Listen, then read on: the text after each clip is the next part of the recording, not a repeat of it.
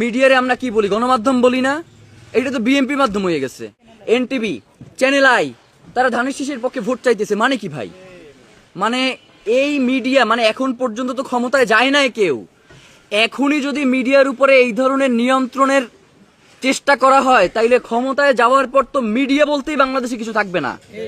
এই সমকাল সেই যে ফেসবুকে যে নিউজগুলো দেয় মাল্টিমিডিয়াতে, সে সেইখানে স্পষ্ট করে একটা কোনায় ধানের শীষে ভোট দেন মানে কি ভাই? মানে নিরপেক্ষতার জায়গাটা কোন জায়গায় আপনারা একটু বলেন না। মানে এইটা তো বাংলাদেশের মানুষের জন্য, মানে আপনাদের জন্য এইটা লজ্জা যারা সাংবাদিকতা করতেছেন ভাই। মানে সমকাল সে ধানের শীষে ভোট চাইতেছে, এবং আমি এটা প্রথমে বিশ্বাস করি নাই। আমি আমার ছোট ভাই ফাহিম ইনকিলাব মঞ্চের তারা জিজ্ঞেস করছে, ভাই এটা ফেক আইডি কিনে একটু দেখো তো। পরেও ঢুইকা দেখতেছে যে ফেক আইডি না, এটা 6.7 মিলিয়ন সমকালের অরিজিনাল পেজ। সেইখান থেকে সে ধানের শীষের পক্ষে ভোট চাইতেছে। আবার এনটিভি, চ্যানেল আই, তারা ধানের শীষের পক্ষে ভোট চাইতেছে মানে কি ভাই? মানে এই মিডিয়া, মানে এখন পর্যন্ত তো ক্ষমতায় যায় নাই কেউ। এখনই যদি মিডিয়ার উপরে এই ধরনের নিয়ন্ত্রণের চেষ্টা করা হয়, তাইলে ক্ষমতায় যাওয়ার পর তো মিডিয়া বলতেই বাংলাদেশে কিছু থাকবে না।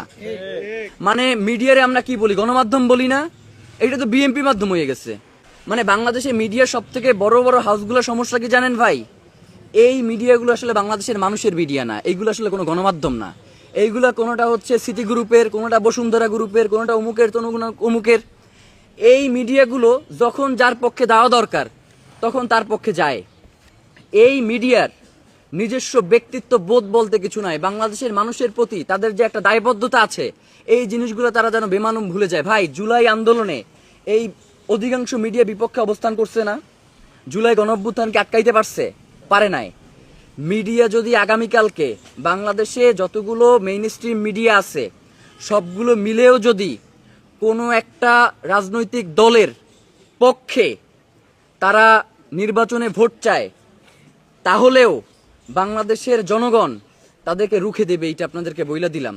যার কারণে এখনো বলি আপনাদের সুযোগ আছে, সময় আছে, শুধরান। একটা জিনিস শুধরাইছে, কি শুধরাইছে? সমকাল শুরুতে ওই যে একটা কোনায়, বাম পাশের কোনায় দিতে হচ্ছে ধানের শীষে ভোট দেন, আবার শেষেও একটা সুন্দর মিউজিক দিয়ে ধানের শীষে ভোট দেন, ব্যাপারটা ছিল ওই শেষেরটা কাটছে আর কি, একটুখানি শুধরাইছে আর কি। তো এখন মিডিয়াগুলোর এই শুধরানোর ব্যবস্থা করতে হবে। মিডিয়া যদি না শুধরায়, এই নির্বাচনে আমরা তথ্য কোথা থেকে সংগ্রহ করব আমরা জানতে চাই। মিডিয়া যদি ধানের শীষে ভোট চায়, এরপর ধানের শীষের কোনো প্রার্থী যদি ভোট কেন্দ্রে গিয়ে আক্রমণ করে, তাইলে আমরা সেটা জানবো কিভাবে? বা মিডিয়া যদি জামাতের পক্ষে সরাসরি ভোট চায়, তাহলে জামাতের কোনো